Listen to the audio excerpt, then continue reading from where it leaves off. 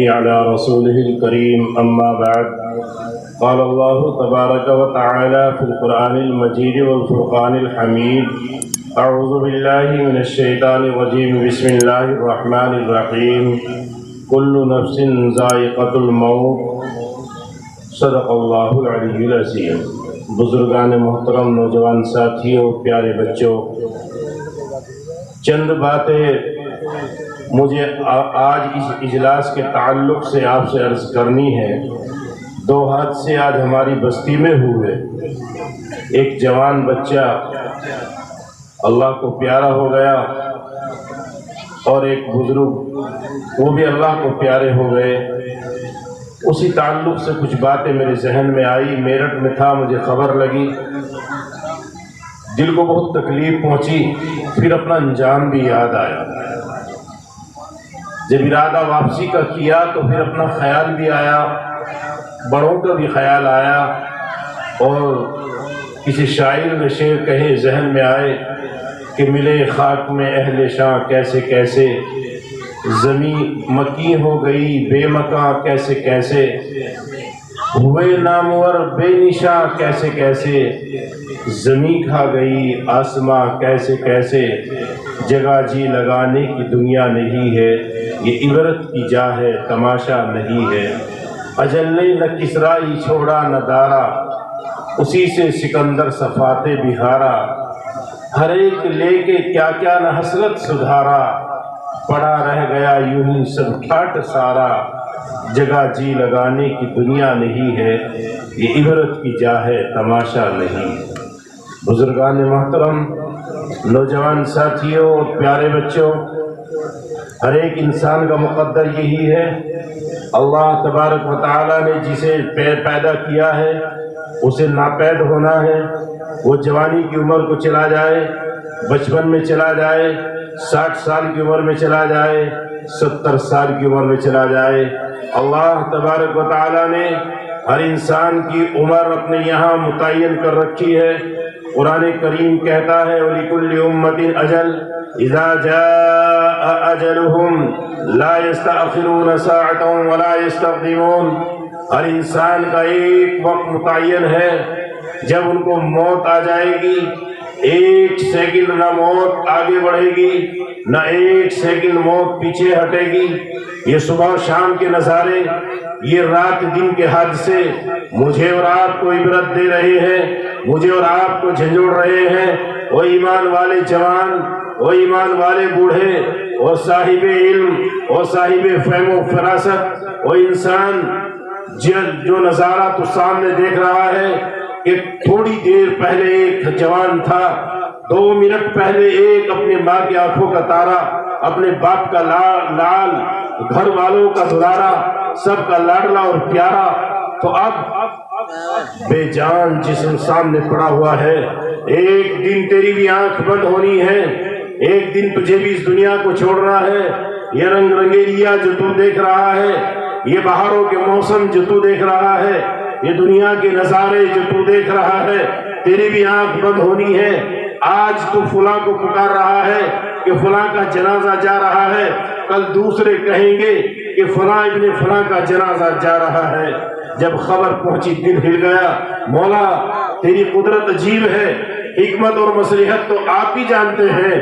آپ مالک ہیں، آپ خالق ہیں، پیدا آپ نے کیا ہے، موت بھی آپ کے اختیار میں ہے۔ آپ جب چاہیں جسے چاہے بلا لیں، جس وقت بلا لیں۔ آپ نے اپنے نبی، پیارے نبی محمد عربی صلی اللہ علیہ وسلم کو بھی ان حال سے، ان راہوں سے گزارا ہے۔ آقا ہماری حیثیت کیا ہے؟ مسلمانوں، یہ حادثے ہمیں بار بار جھنجھوڑتے ہیں، کہتے ہیں تو اب تک اپنے رب سے روٹ کر اپنی منمانی زندگی گزارتا رہا۔ وہ دیکھ تیرا خالق، تیرا مالک کتنا طاقتور ہے، اس اللہ کے ہاتھ میں کتنی طاقت ہے۔ ایک خوبصورت نوجوان گھر سے موٹر سائیکل پر نکلا، تھوڑی دیر کے بعد راستے والوں نے منظر دیکھا کہ تھوڑی دیر اس کا بدن تھوڑی دیر تڑپا، بے جان ہو گیا، روح نکل گئی۔ دیکھنے والے رو رہے ہیں، آنکھوں میں آنسو ہے۔ یہ خوبصورت نوجوان، لیکن یاد رکھو موت کہتی ہے میں تو وہ چیز ہوں کہ میں تو شوہر اور میاں، شوہر اور بیوی کے درمیان میں تفریق پیدا کر دیتی ہوں، میں وہ موت ہوں بھائی بھائی میں جدائی ڈال دیتی ہوں، میرا شکار بادشاہ بھی ہوتا ہے، میرے پنجوں سے بچنے والا نہ کوئی مولوی ہے نہ کوئی مفتی ہے، اور مولوی مفتی کیا بچے گا جب میرے پنجے سے کوئی نبی اور ولی بھی نہ بچے۔ اس لیے مسلمانوں، اب وقت، حالات بھی تمہارے سامنے ہیں، وقت بھی تمہارے سامنے ہے۔ آج یہ مبارک موقع جہاں ہم سب جمع ہو کر بیٹھ کر دین کی بات کرنے والے تھے، مجھے بھی کچھ باتیں عرض کرنی تھی اور کہنی تھی۔ مفتی صاحب کے بیان سے تعلق، انہی کے بیان کے تعلق سے کچھ باتیں میں عرض کروں گا۔ مفتی صاحب نے حجاب پر اشارہ کیا۔ ایمانداری سے بتاؤ، ایک ہماری بچی حجاب اور پردہ کر کے یونیورسٹی گئی، ہزاروں لاکھوں بیٹیاں بغیر پردے جو بازاروں میں گھومتی ہیں، کیا وہ مسلمان کی بیٹی نہیں ہے؟ ایک بیٹی ابھی کسی نے واٹس ایپ بھیجا میرے پاس، میں ایک جلسے میں شریک تھا پرسوں کی بات، وہ شاہ ابرار الحق صاحب کے علاقے ہردوئی کی رہنے والی، وہ بیٹی رو رہی ہے، پچھتا رہی ہے، میں نے فلاں ابن فلاں سے شادی کی، اپنے مذہب سے بغاوت کی، اپنے رسول سے بغاوت کی، اپنے ایمان کو چھوڑا، اپنے خاندان کو چھوڑا، تمام چیزوں کو چھوڑ کر میں مذہب اسلام سے بغاوت کر کے، ارے بھائی یہ تو وہاں جمع کرو نا، مذہب اسلام سے بغاوت کر کے میں اس فلاں کے ساتھ آئی تھی، ظالم نے کچھ دن میرے ساتھ گزار کر اب مجھ سے منہ موڑ لیا ہے، گھر والوں نے چھپا لیا ہے۔ مسلمانوں، مجھے تو بات وہی کہنی تھی، لیکن دو موتوں کا حادثہ سن کر خدا کی قسم اندھیری خبر کی یاد آ گئی۔ مولا، آج نیک لوگوں کے بیچ میں جا رہا ہوں، اپنا کرم کر دینا، اس مفتی وسیم اور ان علماء دھولانے اور سولانے اور لال پور والوں کی برکت سے مولا مغفرت کے فیصلے کر دینا۔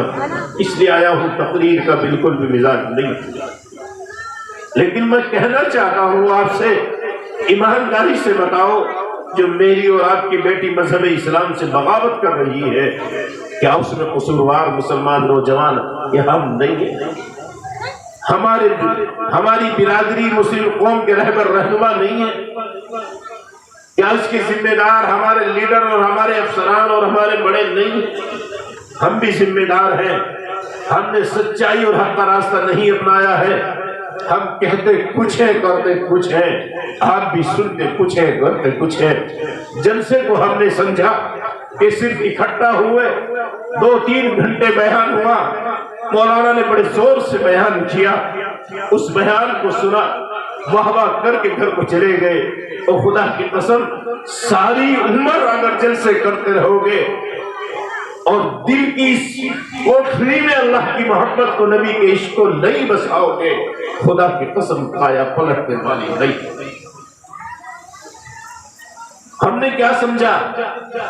اللہ ہمارا محتاج۔ مسلمانوں، ہم نے کیا سمجھا؟ یہ مسجدیں ہماری وجہ سے آباد نہیں۔ ایمان والو، خدا کی قسم، اس مالک کا کرم اور احسان ہے کہ اس نے مجھے اور آپ کو توفیق دی کہ ہم اس مسجد میں آ کر سجدہ کر لیں۔ اس مالک کا کرم ہے کہ مجھے اور آپ کو ایمان والے کے گھر میں پیدا کیا۔ اس مالک کا احسان کہ اس مالک نے مذہب اسلام کی دولت سے مالا مال کیا۔ ایمانداری سے بتاؤ، یہ 18,000 مخلوقات، مسلمانوں، یہ 18,000 مخلوقات جو اللہ نے پیدا کی ہے، ان کا خالق بھی وہ، ان کا مالک بھی وہ، میرا اور آپ کا خالق اور مالک بھی وہ۔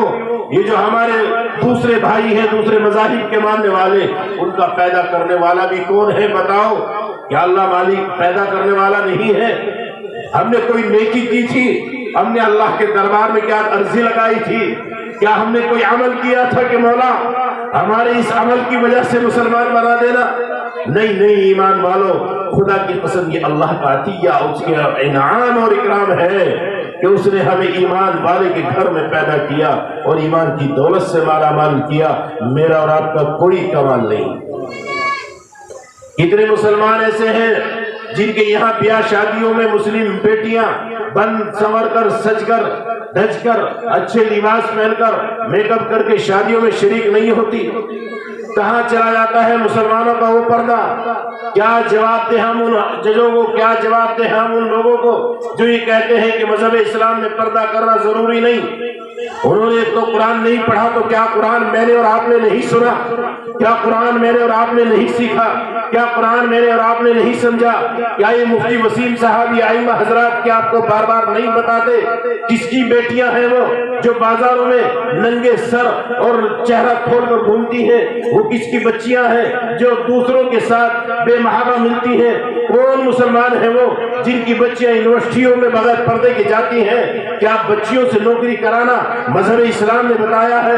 کیا بچیوں کو بازاروں میں گھمانا، کیا بچیوں کو شادی میں بیٹے کی سلامی پر بھیجنا، کیا بچی کو اسے ننگے سر بھیج کر، بے پردہ بھیج کر شادیوں میں شریک ہونا مذہب اسلام نے بتایا؟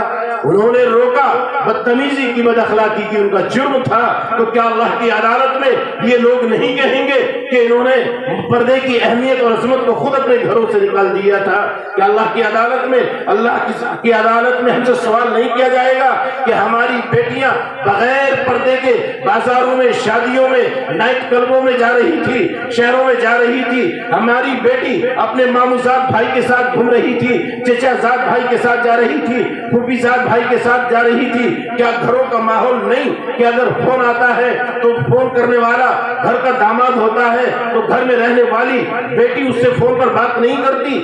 شادی بڑی بیٹی سے ہوئی ہے تو اب اس کا فون آ رہا ہے، فون پر بات کرنے کا حق چھوٹی بیٹی کا ہے۔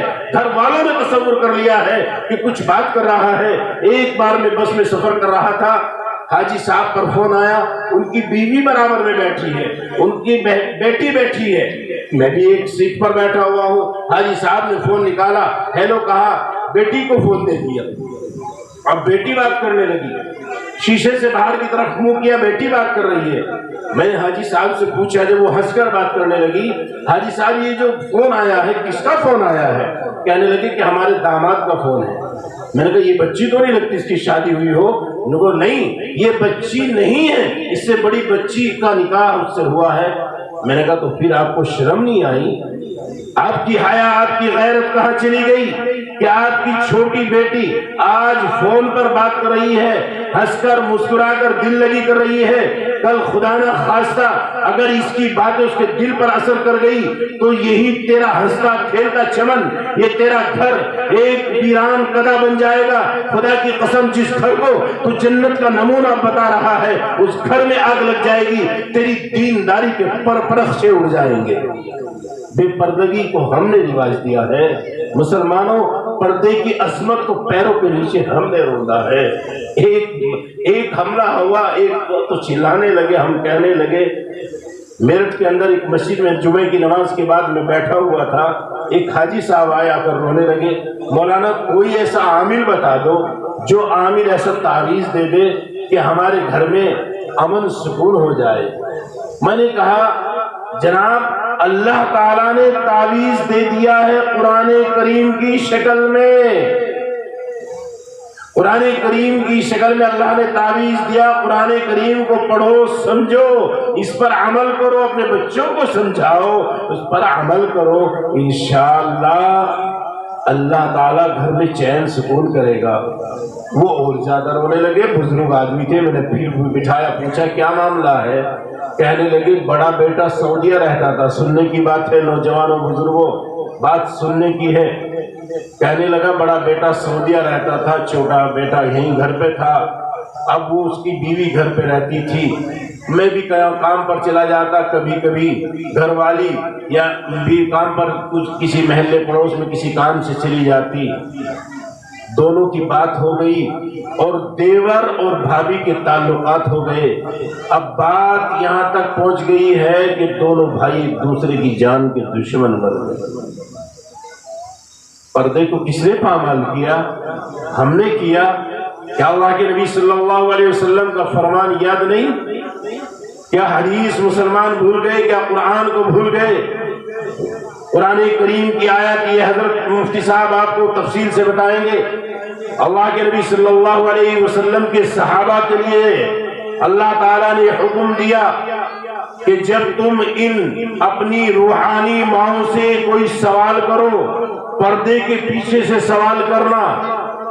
کہاں سے سوال کرنا؟ وَإِذَا سَأَلْتُمُوهُنَّ مَتَاعًا فَاسْأَلُوهُنَّ مِنْ وَرَاءِ حِجَابٍ، جب بھی اب ازواج مطہرات سے کوئی چیز مانگو، کسی چیز کا سوال کرو، پردے کے پیچھے سے سوال کرنا۔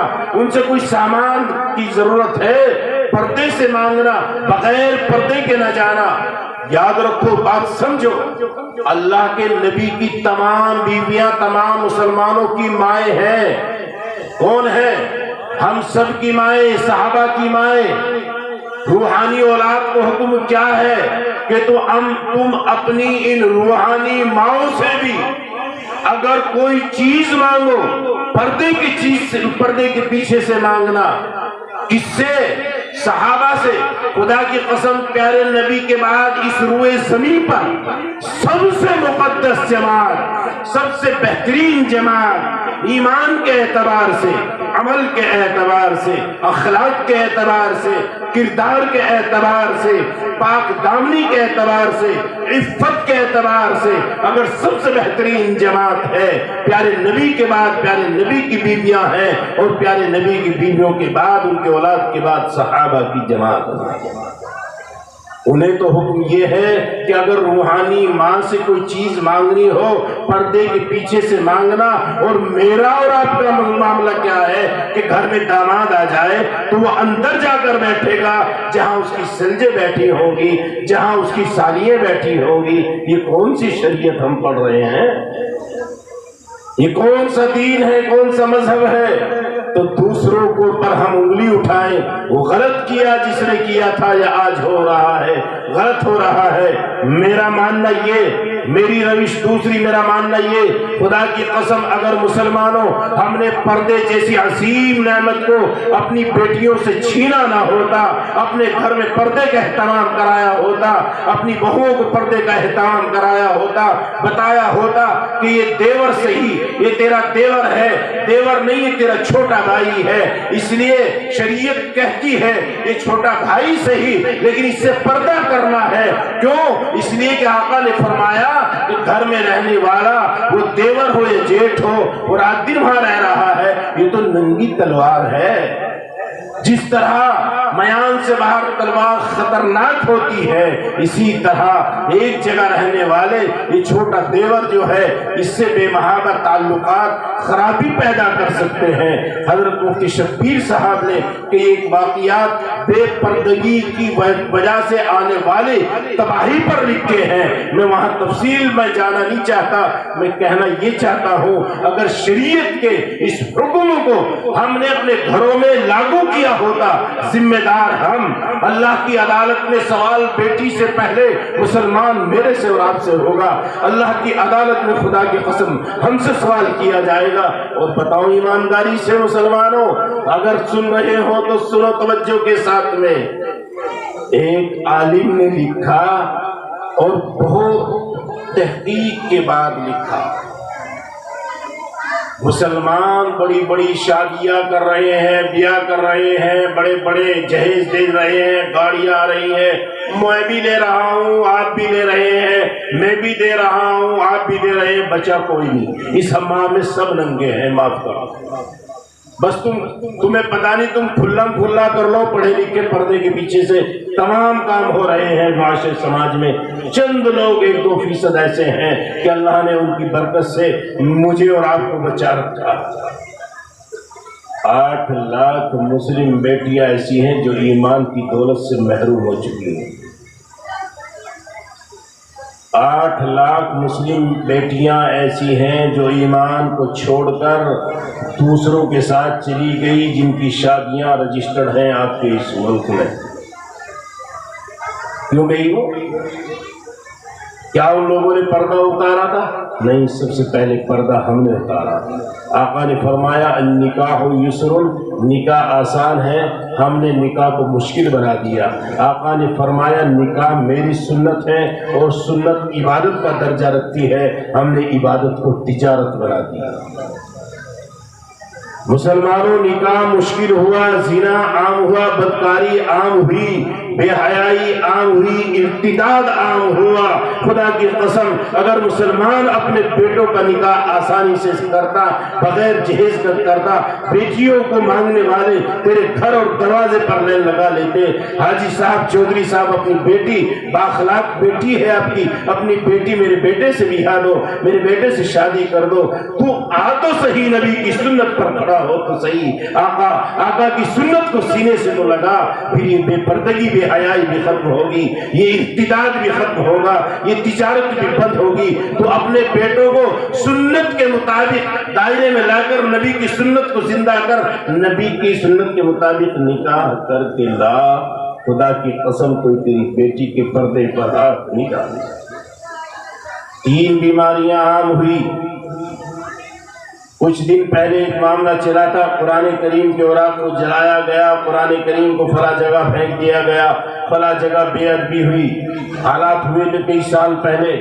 مسلمانوں، ہم ایمان والے، ہم نے قرآن کریم کو کتنا سینے سے لگایا، کبھی ہم نے سوچا؟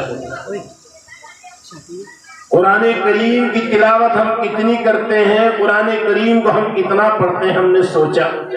میں تقریر نہیں کر رہا، میں ان مدوں کو اٹھا رہا ہوں جن مدوں کی وجہ سے ہم دوسروں کو کوستے ہیں۔ ہم نے گھر میں قرآن کریم رکھا ہوا ہے، گرد و غبار بیٹھ گیا، دھول بیٹھ گئی، بچہ مدرسے میں پڑھنے والا وہ وہاں پڑھ کے آ جاتا ہے، گھر میں نہ بچہ قرآن کھول رہا ہے نہ بچی کھول رہی ہے۔ ہم نے قرآن کریم کو سینے سے نہیں لگایا، دور کیا۔ اللہ تبارک و تعالیٰ نے اس کی قدر و منزلت ان کے دلوں سے نکال دی، اس لیے وہ حالات پیش آئے تھے۔ ایمان والے، تو نے اس ٹوپی کو چند لمحوں کے لیے اپنے سر پر رکھا، اتار کر اسے ہلکا سمجھا، اپنی شان کے خلاف سمجھا، اس لیے ایک حالات وہ بھی آئے تھے کہ تیری ٹوپی ٹرینوں میں اتار کر پیروں کے نیچے روندی گئی۔ اگر مسلم نوجوان اپنے سر سے ٹوپی نہ اتارتا، اسے حقیر نہ سمجھتا، یہ ٹوپی بازاروں میں ایمان والے کی زینت ہوتی، یہ ٹوپی مسجد میں ایمان والے کے سر کی زینت ہوتی، یہ ٹوپی بیاہ شادی میں ایمان والے بچے اور بچے کے سر کی زینت ہوتی۔ خدا کی قسم اس کی ہمت نہیں تھی، اللہ اس کے دل سے اس کی اہمیت کو نہ نکالتا، اس کی ہمت نہیں تھی کہ تیرے سر کی عزت کو، ٹوپی کو اتار کر اپنے پیروں میں روک دیتا۔ اور ایمان والی بہن بیٹی اگر سن رہی ہو تو بھی سن، اور آپ بھی سنیں، اگر خدا کی قسم پردے کی اہمیت ہمارے دلوں میں ہوتی، اور میں مولوی، میں مفتی، میں حاجی نوازی اور چودھری صاحب اگر سمجھتے کہ 11-12 سال کی بچی بڑی ہونے کے بعد، ہوشیار ہونے کے بعد پردہ کرنا لازم اور ضروری ہے، اور غیر محرم سے پردہ کرنا ضروری ہے، چچا زاد بھائی کیوں نہ ہو، مامو زاد بھائی کیوں نہ ہو، خالہ زاد بھائی کیوں نہ ہو، یا پھر گھر میں آنے والا داماد کیوں نہ ہو، اگر پردے کی اہمیت کو سمجھ لیتے، خدا کی قسم کرناٹک نہیں، دنیا کی کسی کونے، کسی خطے میں میری بہن کے سر سے حجاب نہ اتارا جاتا۔ ایمان والوں، ایک معاملہ اور چلا، وہ بھی بتا دیتا ہوں، اس کی اہمیت کو ہم نے ہلکا سمجھا، وہ ہے نبی کی سنت۔ میں بات مکمل کر رہا ہوں، لیکن جانا کسی کو نہیں ہے، بات پوری سن کر جائیں۔ سن رہی یا سو گئے بھائی؟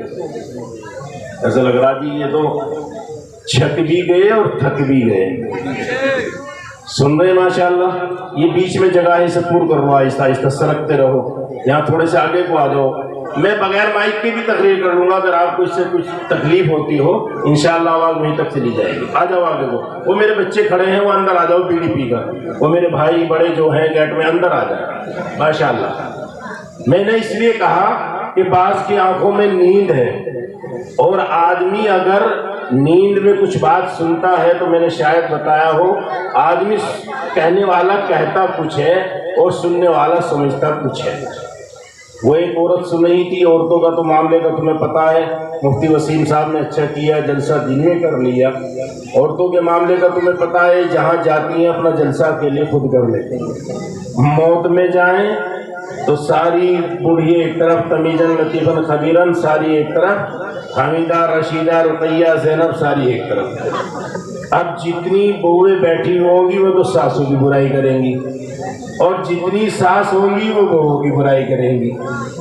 اب ان میں یہ چلتا رہے گا وہ اسے کہیں گی، وہ اسے کہیں گی، جلسہ کیا کرنے والا کوئی کچھ ہی کرو نہ کرو، موت میں کوئی کسی کو رو یا نہ رو، تھوڑی دیر تو یہ موت میں جانے کے بعد روئیں۔ ایک جگہ اتفاق سے میں بھی چلا گیا اور وہاں ہم جیسے وہاں بیٹھے ہوئے تھے، ایک رشتہ داروں میں موت ہو گئی تو کچھ عورتیں آئی، آنے کے بعد وہ ایک ہی اس میں سے اتری، ایک ہی سواری میں سے۔ اب وہ گھر والے سے ایک سے ملی، اب وہ تو مل کر ادھر کو چلی گئی، بس دونوں آپس میں رونے لگی مل کے۔ تو تیسری نے آگے بتایا، پیچھے سے آئی، ان کو آپس میں مل کے رو رہی، گھر والوں سے مل کر تو رو لو۔ یہ جاتی ہیں اپنے کام کے لیے، بات چیت کرنے کے لیے، مہمانداری کرنے کے لیے، اور اب گاؤں کا گھر کا پردھان اسے بنا دیا تو اب ان کا چلن بھی زیادہ ہو گیا۔ خیر یہ جلسہ ہو رہا تھا، جلسہ دیر رات تک سنا، جیسے میرے کئی بھائی جو ہے نیند میں سن رہے ہیں، ذرا سے آگے کو ہو جاؤ آپ بھی، ماشاءاللہ مضبوط آدمی ہے، سہارے کی ضرورت نہیں ہے، تم تو بہت مضبوط آدمی ہو۔ چند ہی نام میرے یاد رہتے ہیں، جلسوں میں تو بہت جگہ جاتا ہوں، شیرپور یاد رہ گیا، بجھیڑا یاد رہ گیا، مفتی صاحب کا گاؤں سولانہ، یا آپ کا یہ گاؤں لال پور میرے یاد رہ جاتا ہے، باقی تو ذہن میں یاد نہیں رہتے، میں یاد رکھنا بھی نہیں چاہتا۔ لیکن تم اتنے اچھے انسان ہو، اتنا اچھی طرح جلسہ سنتے ہو اور اپنے عالموں کی قدر کرتے ہو، بیٹے آگے آ جاؤ، دیکھو پیچھے والے بہت دور بیٹھے، کوئی کھڑا آگے بیٹھا، آ جاؤ ماشاءاللہ، آ جاؤ بیٹا ذرا سا ملنے آگے کو آ جاؤ ماشاءاللہ، تم اتنی اچھی طریقے سے بیٹھو، آ جاؤ بھائی، تمہاری وجہ سے تو یہاں سے 150 کلومیٹر سے بھی زیادہ پڑتا ہے، 160-70 کلومیٹر، وہاں سے چلتے چلتے میں یہاں پہنچ گیا، آ جاؤ ماشاءاللہ، اتنے اچھے آدمی ہیں۔ یہ ادھر سے بھی تھوڑے سے آگے کو مل سی کے بیٹھ لو، گرمی نہ لگ رہی ہو تو مل لو ماشاءاللہ، بہت اچھے آدمی ہیں۔ حقیقت بتا رہا ہوں، میں کوئی آپ کی ملک کی تعریف نہیں کر رہا ہوں، میں 2019 میں آیا تھا، یہ مفتی صاحب گواہ ہیں، بار بار معلوم کر رہے ہیں نا، میں ان سے فون پہ آپ سب کے حالات، بستی کے حالات، مدرسے کے حالات معلوم کرتا رہتا ہوں۔ 2020 میں جلسہ نہیں ہوا، 2021 میں۔ بیٹے نیچے بیٹھ جا، آ جا بیٹھ، بہت اچھے ہیں، بیٹھ جاؤ، آپ بھی ذرا سے آگے کو ہو لو اگر تھوڑی سی مت، ماشاءاللہ تمہارے سے تو تم تو مضبوط سے آدمی، تم ہی وہاں بیٹھے، آ جاؤ ماشاءاللہ۔ لمبی بات نہیں کرنی، میری بات ہو گئی ہے، مجھے بہت لمبی چوڑی نہیں کرنی، آج تو صرف ایک چھوٹی سی بات میں نے کہی، میں شروع کی تھی، میں بات پوری کر دوں، آ جاؤ ماشاءاللہ۔ اچھا یہ والے بھی تھوڑے سے آ جائیے، جو جوان سے بیٹھے، جو بزرگ ہیں جن پہ اٹھا نہیں جاتا انہیں، وہ پیچھے والے جو بیٹھے وہ بھی آ جائیں ماشاءاللہ، آ جاؤ قریب، لال شرٹ والے مضبوط آدمی ہیں ماشاءاللہ، آ جاؤ، یہ نیلی شرٹ والے بھی آ جائیں جو پیچھے دیکھ رہے، آ جاؤ ماشاءاللہ، بہت آ جاؤ، بہت کام کے آدمی ہیں۔ استنجا کرے آنے دو، استنجا عذر ہو سکتا ہے، ادھر سے لے جائیں کوئی بات نہیں، جانے والا کوئی نہیں، سب آنے والے ہیں ماشاءاللہ، یہی تو تعریف اور آپ کی خوبصورتی ہے، آ جاؤ ماشاءاللہ۔ جلسہ کر رہے، تقریر کرنے نہیں آیا میں، تو کچھ تمہیں کچھ وہ باتیں جو دل میں کھٹکتی ہیں میں رات دن سنتا ہوں، آ جاؤ بیٹھ جاؤ ماشاءاللہ۔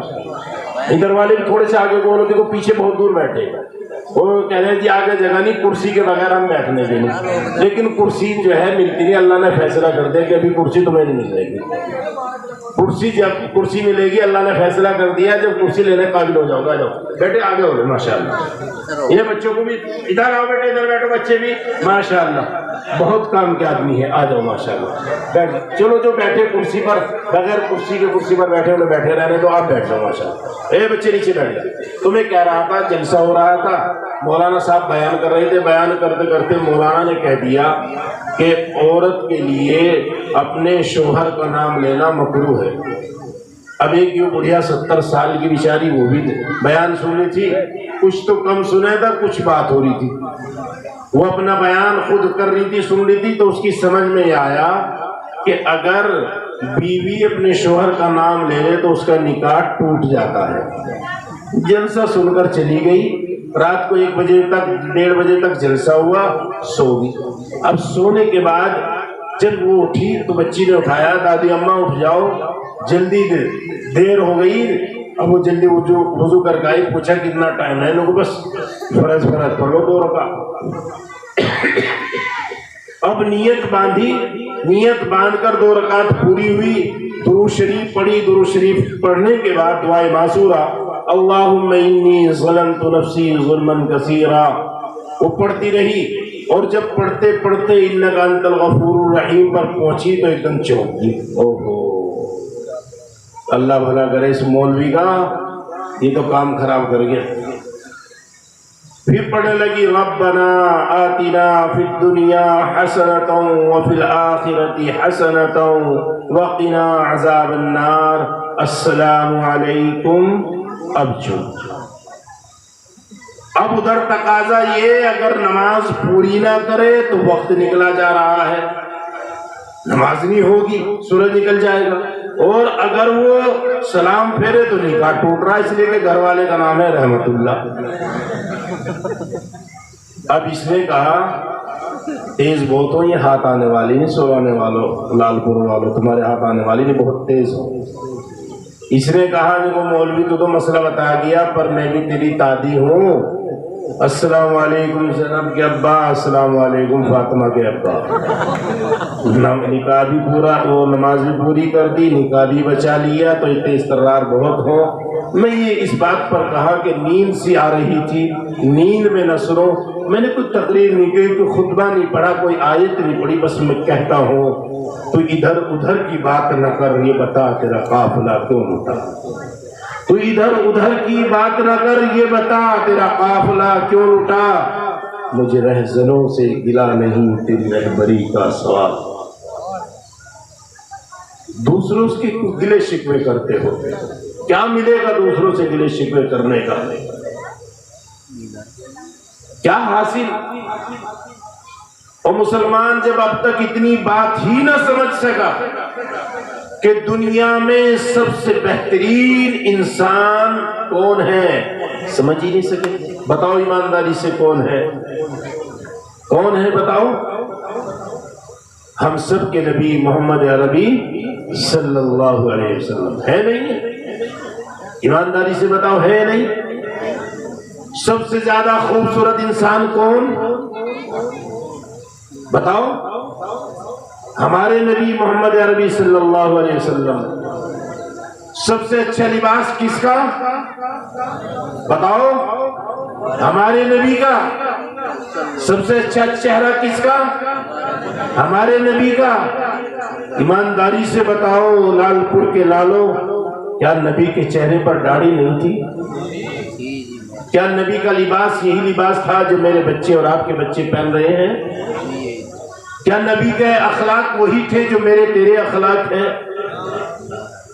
ایمانداری سے اگر ہم نے غور انہی باتوں پر کر لیا، جلسہ کیا لیا. ماشاءاللہ بڑی تعداد میں نوجوان میرے بزرگ بیٹھے ہیں، سب کے سروں پر ٹوپی ہے. آپ کی زندہ دلی کا یہ ثبوت ہے. مسلمانوں، یہ پلے سے گرہ باندھ لو اور یاد رکھو کامیابی کا ایک ہی راستہ ہے، اور وہ راستہ ہے میرے نبی کی سنت کا راستہ. اور نبی نے سوال کر لیا، اور لال پور کے چودھری، جب میں نے اپنی بیٹیوں کا نکاح کیا تو میں نے تو مدینے والوں کو اکٹھا نہ کیا، میں نے تو اپنے سر پر قرضہ یہودیوں سے لے کر قرضہ نہ کیا، میں نے تو اپنی بیٹیوں کو جہیز نہ دیا، میں نے تو اپنی بیٹیوں کے لیے دنیا بھر کے سامان اکٹھے نہ کیے. تو کیا جواب دے گا اللہ کی عدالت میں؟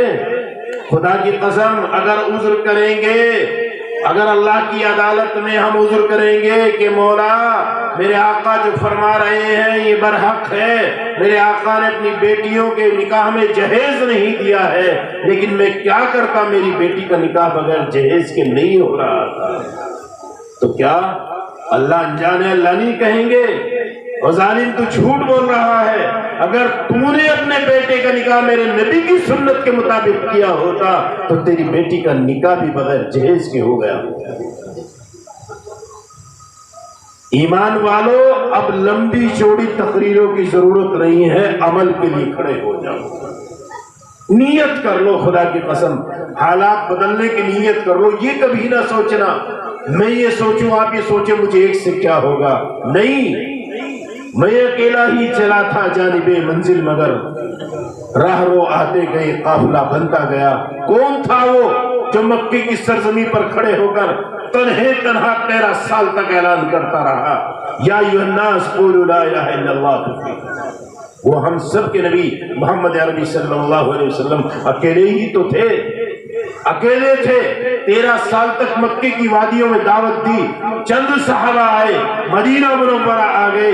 10 سال تک دعوت دی، تمام کے تمام کام کیے، لیکن اپنے اخلاق سے، اپنے کردار سے، اپنی گفتار سے، اپنے معاملات سے، اپنی معاشرت سے، اپنے اٹھنے بیٹھنے سے، اپنے چلنے پھرنے سے اللہ کے نبی نے لوگوں کو اپنا گرویدہ بنا لیا۔ او پیارے نبی کے لاڈلے امتی، خدا کی قسم تو بھی تو آ، اللہ کے نبی کا سچا امتی بن کر دکھا، دنیا تجھے اپنی سر آنکھوں پر بٹھانے کے لیے تیار کر دی۔ لوگ ہم سے دشمنی اس لیے کر رہے ہیں کہ وہ ہمیں سمجھتے ہیں دنیا کی سب سے زیادہ گندی رہنے والی قوم مسلمان ہے۔ لوگ ہم سے نفرت اس لیے کر رہے ہیں کہ وہ سمجھتے ہیں کہ ان کا مذہب کٹرواد کی دعوت دیتا ہے۔ تو نے کبھی اپنے پاس میں بسنے والے غیر مسلم کے حال چال نہ پوچھا؟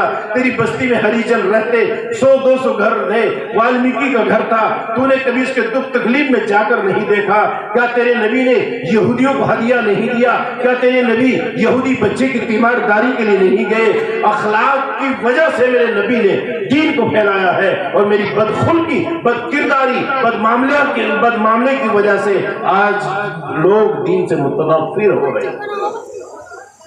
یہ جو نفرت کا زہر گھولا گیا ہے مسلمانوں، یہ بات میں نے ابھی مظفر نگر میں بہت بڑی میٹنگ تھی جس میں بڑے بڑے ڈاکٹر، انجینئر، بڑے بڑے لوگ آئے ہوئے تھے، پروفیسر لوگ تھے، تو وہاں پر مجھے خبر لگی، دوسرے نوعیت سے میں بھی شریک ہو گیا، میرے استاد کہنے لگے وہاں چلنا ہے، وہاں میٹنگ ہوتی رہی، اور میٹنگ کے آخر میں خلاصہ یہ ہوا، ایم جے خان صاحب وہاں آئے تھے، خلاصہ یہ ہوا کہ ہم سب اپنے بچوں کی تعلیم اور تربیت پر دھیان دیں۔ میں نے وہاں کھڑے ہو کر ایک تیسری بات جوڑی تھی، سب سے اخیر میں وہی بات آپ کو بھی عرض کرتا ہوں کہ یہ سچ ہے۔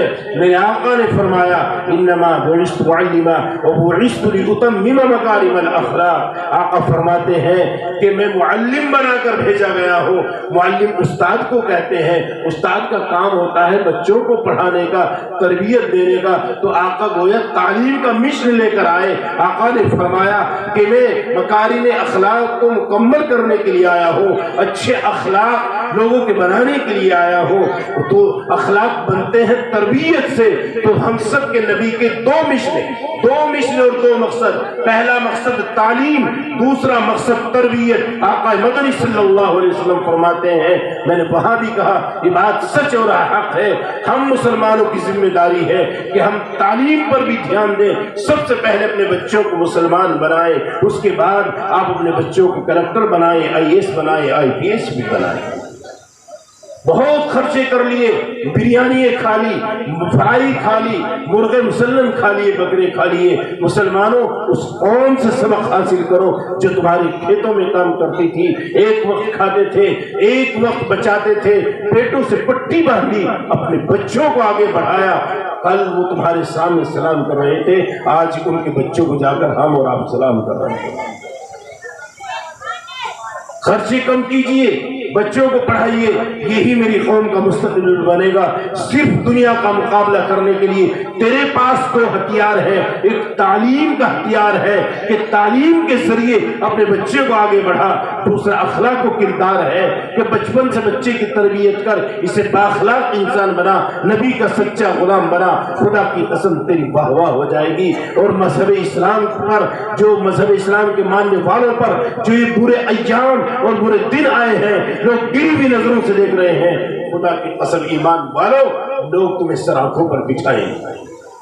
لوگوں نے بڑی دعائیں، ایمانداری سے بتاؤ، مولوی ہو، مفتی ہو، بیچارے نمازی حاجی ہو، سب نے کوشش کی۔ آواز تو آئی ہوگی پیچھے تک، باہر پہنچانا مقصد نہیں ہے، سب نے کوشش کی۔ اور بہت سونے تو کپڑے بھی سلوا لیے تھے، 10 مارچ آ رہی ہے، بس سرکار ہماری آ تھا نہیں ایمانداری سے۔ بہت سونے نیچے کپڑے سلوا لیے، کوڑے بھیجیے ایک نے، ٹیلر کہہ رہا بھائی میرے یہاں کپڑے رکھے تیرے 5 جوڑی سلے ہوئے، اپنے کپڑے لے جا، میرے پیسے دے جا۔ آج 20 تاریخ ہوگی، 20 مارچ ہوگی، کپڑے نہیں لینا آیا۔ کہنے لگا بھائی کپڑے لے کے کیا کروں، تو سرکاری ختم ہوگی، کپڑے بھی تو بیچ لے پہن۔ تیاری کر لی تھی نہیں؟ ہم نے کیا سمجھا تھا مسلمانوں نے؟ سرکار بدلے گی، حالات بدلیں گے، سوچا؟ یاد رکھو مسلمانوں، اعمال بدلیں گے تو حالات بدلیں گے، سرکاروں کے بدلنے سے کچھ نہیں۔ ہمارا آپ کا محافظ خالق مالک اللہ ہے. جیسے کہتے ہیں نا جیسی روح ویسے فرشتے، جیسے میرا اور آپ کا کردار، میرے اور آپ کا اخلاق، اسی طرح کے فیصلے مسلمان ہو رہے ہیں. تو ایمانداری سے تہیہ کر کے جانا. میں نے 2-3 باتیں کہی ہیں خاص طور سے. میں نہیں کہتا کہ یہاں عورتیں بے پردہ رہتی ہوں گی، یہ نہیں کہتا، لیکن رشتہ داریوں کے کنیکشن ہے. میں نے میرٹھ میں بھی دیکھا، غازی آباد کے بعض جگہوں پر بھی دیکھا، اپنے مظفر نگر میں بھی دیکھا. اگر کسی ایسی رشتہ داری میں آپ جا رہے ہیں جہاں عورتیں اور بچیاں بغیر پردے کے ہیں، تو خدا کے واسطے یا تو شادی کو چھوڑ دو یا مسلمانوں کو سمجھاؤ کہ بے پردگی عام ہو چکی ہے. مذاق بنا لیا پردے کا، تباہی بربادی آ رہی ہے.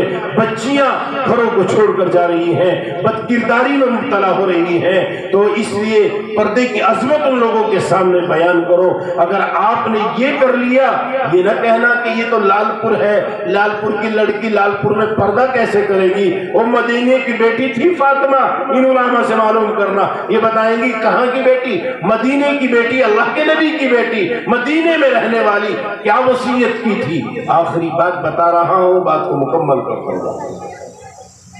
اللہ کے نبی کی لاڈلی بیٹی اپنے شوہر حضرت علی مرتضی رضی اللہ تعالیٰ عنہ سے کیا کہتی ہے؟ میرے شوہر، میرا آخری وقت آن پہنچا ہے، اگر میرا انتقال دن میں ہو جائے تو میرا جنازہ رات کو اٹھانا. اور حضرت علی نے پوچھا فاطمہ کیا بات ہوئی؟ فرمانے لگی علی، میری زندگی میں کسی نے مجھے نہ دیکھا. فاطمہ کتنی موٹی کتنی پتلی ہے، فاطمہ کو کبھی کسی نے نہ دیکھا، اس لیے فاطمہ کو حیا آتی ہے کہ مرنے کے بعد کسی غیر محرم کی نظر فاطمہ کے جسم پر پڑے اور یہ اندازہ لگائے کہ فاطمہ اتنی موٹی ہے اتنی پتلی. کون سنائے گا یہ سبق بچیوں کو؟ ہم اور آپ سکھائیں گے. تو خدا را جو بے حیائی، جو بے پردگی شادیوں میں رواج پا چکی ہے، جو لباس بچیوں کے چل چکے ہیں، ان پر نگرانی کیجیے. ایک شادی کے موقع پر بلایا گئے کہ جی نکاح پڑھانا ہے. اتفاق کی بات امام صاحب نہیں تھے، مجبوری میں مجھے جانا پڑ گیا. نکاح پڑھانے کے لیے گیا تو کتنی ایسی بچیاں نظر آئی، تو بلا مبالغہ کہہ رہا ہوں 1 انچ پاؤڈر جو ہے انہوں نے اپنے چہرے پر چڑھا رکھا. کھانا کھا رہے ہیں، کھلانے والے کون ہیں؟ نوجوان لڑکے ہیں. مذاق تفریح ہو رہی ہے، مدرسے کے صحن میں پنڈال لگا ہوا ہے. میں نے پوچھا یہ کیا معاملہ؟ کہ جی عورتیں بچیاں کھانا کھا رہی ہیں. اور میں نے کہا سامنے کون کھڑے ہیں؟